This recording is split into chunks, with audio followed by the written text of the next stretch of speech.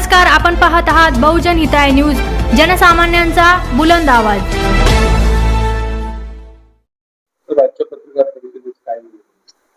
स्वराज्य संकल्पक शहाजी महाराज साहेब यांची जयंती 18 मार्चला असून आपण दरवर्षी ही धूमधडाक्यात मोठ्या प्रमाणात साजरी करत आहोत आणि हे 23वे वर्ष आहे। मागच्या वर्षी सांस्कृतिक विभागाने सुद्धा या जयंती महोत्सवात कार्यक्रम घेतला होता, पण ह्या वेळेस छत्रपती संभाजी महाराज तिथीप्रमाणे बलिदान दिवस असल्यामुळे या वेळेस जयंती साध्या प्रमाणे फक्त अभिवादन आणि व्याख्यानासहित साजरी होणार आहे। सांस्कृतिक कार्यक्रम येणाऱ्या काळात आपण जाहीर करणार आहोत, तो येणाऱ्या दिवसात कार्यक्रम करणार आहोत। तर ह्या कार्यक्रमाचे अध्यक्ष आपले जिल्हाधिकारी स्वामी साहेब राहणार असून उद्घाटक रावसाहेब दानवे पाटील हे स्वतः करणार आहेत या कार्यक्रमाचं।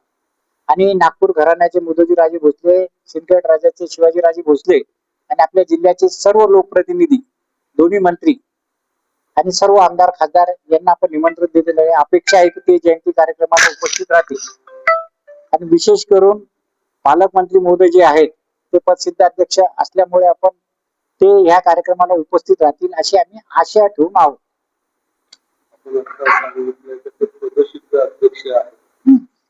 आणि आपण अपेक्षा बाळगताय, सामाजिक कार्यकर्ता या पलीकडे काही करू शकत नाही। पदसिद्ध अध्यक्ष असल्यामुळे त्यांना वारंवार आपण भेटून निवेदन दिलेले, तुम्ही बैठक घ्या, पण पालकमंत्री पदसिद्ध अध्यक्ष असून छत्रपती शिवाजी महाराजांच्या घराण्याच्या स्मारकासाठी त्यांनी आतापर्यंत वेळ दिलेला नाही, पाहणी केलेली नाहीये, 1 रुपयाचा निधी दिलेला नाही आणि बैठक सुद्धा घेतली नाहीये।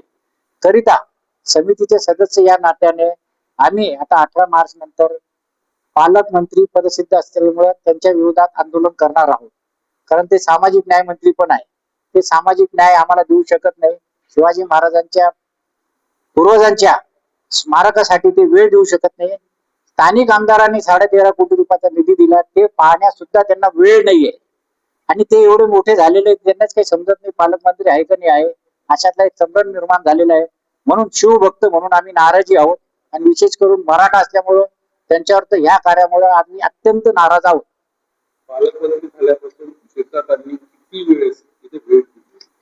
स्मारकासाठी आतापर्यंत ते एकदाही आले नाही, एकदाही भेट दिलेली नाहीये।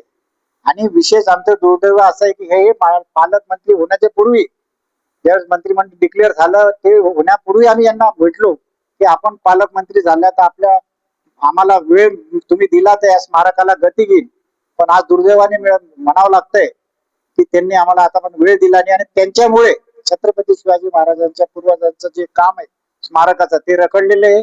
साध्या निधीची गरज आहे आम्हाला, आता साध्या आम्हाला 5 कोटी रुपयाची निधी। आम्ही मुख्यमंत्र्याला किंवा उपमुख्यमंत्र्याला आतापर्यंत निधी मागितला असेल किंवा शिंदे साहेबांना मागितला असता किंवा मुख्यमंत्र्याला मागितलं असतं, त्यांनी आतापर्यंत 5 कोटी रुपये दिले असते, डीपीआर प्लॅन तयार झाला असता, त्या पद्धतीने एकूण किती निधी लागला असता त्या पद्धतीने आम्हाला निधी पण मिळाला असता। पण पालकमंत्रीची जी आस्था नाहीये, काय करावं असा प्रश्न आमच्या समोर निर्माण झालेला नाही। जाणून बुजून तर असं आम्हाला अजिबात वाटत नाही। ते काय करतायत काय नाही, त्यांच्या कर्तृत्वाला ते विसरले असं आम्हाला वाटतं। ते एवढे मोठे पालकमंत्री झाले, त्यांच्या नशिबात छत्रपती शिवाजी महाराजांच्या पूर्वजांचं काम लिहिलेलं आहे आणि खिशातला यांना 1 रुपया टाकायचा नाही, शासनाचा निधी द्यायचा आहे, तरी होत नाही। म्हणूनच आम्ही आंदोलन जे करणार आहोत हे आंदोलन आम्ही आता सांगतो, तारीख नाही सांगणार पण आंदोलन सांगतो। छत्रपती शिवाजी महाराजांच्या क्रांती चौकाच्या पुतळ्यासमोर, पुतळ्याच्या पायथ्याशी आम्ही बसणार आहोत आणि आमच्या पालकमंत्र्याला सुदबुद्धी दे आणि त्याच्या हाताने छत्रपती शिवाजी महाराजांच्या पूर्वजांचं स्मारकाचं काम चांगल्या पद्धतीने उदय भरमसाठ निधी त्यांच्या हाताने येऊ दे अशी आम्ही छत्रपती शिवाजी महाराजांच्या चरणी प्रार्थना करणार आहोत। असं अनोखं आंदोलन आम्ही करणार आहोत। शिवसैनिक आहे, छत्रपतींचं नाव घेऊन छत्रपतींचा भगवा घेऊन नगरसेवक ते पालकमंत्री पदापर्यंत मजल मारली आणि छत्रपती घराण्यालाकडेच त्यांचं दुर्लक्ष होतं, हे शोकांतिका नाही? महाशोकांकित आहे ना। मागच्या वर्षी त्यांना आम्ही निमंत्रण दिलं, मागच्या वर्षी ते कार्यक्रमाला आले नाही, या वर्षी कार्यक्रमाला येतील काही नाही ती आम्हाला शंका आहे। ठीक आहे, आले नाही आले समजू, आम्ही पण एखादी बैठक घ्यायला रविवारी तुम्ही त्या स्मारकाची पाहणी तर करा। ज्या स्थानिक आमदारांनी 13.5 कोटी रुपयाचा निधी चाललाय तिथं नेमकं काम चालू काय आहे?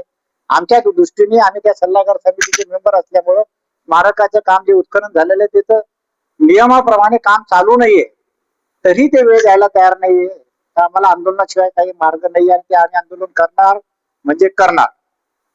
पालकमंत्र्यांच्या भेट न झाल्यामुळे आणि त्यांची वेळ न दिल्यामुळे आपण आंदोलन करताय, त्यांच्याशी याबाबत आपली चर्चा झाली.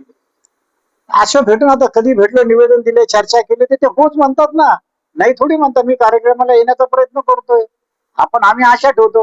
आम्ही तर आता तुम्हाला सांगितलं ठीक आहे बाबा, त्यावेळेस काही वेळ नसेल, एखाद्या रविवारीची वेळ दे तू. रविवारी सुद्धा तुम्हाला वेळ नसेल छत्रपती कामासारखा, तर तुम्ही पदावर राहण्याच्या लायकीचेच नाहीये. मग काय करणार आम्ही असं?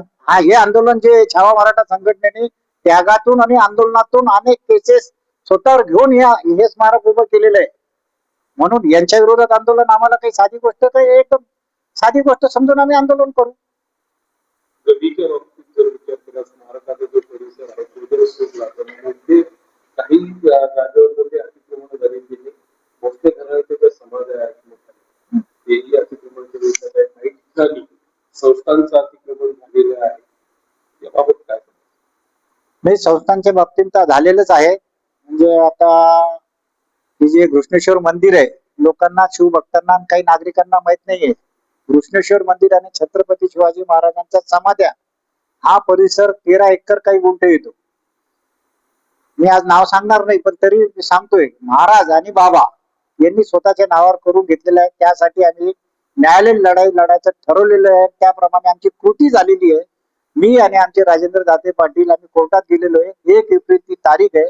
त्या तारखेला आम्ही आता कोर्टासमोर ते बाजू मांडून पुन्हा ती जागा केंद्रीय पुरातत्व विभागाच्या ताब्यात जावी आणि त्यांनी त्याचा समाजाचा आणि मंदिराचा जीर्णोद्धार करावा, ही भूमिका आमची स्पष्टपणे राहणार आहे.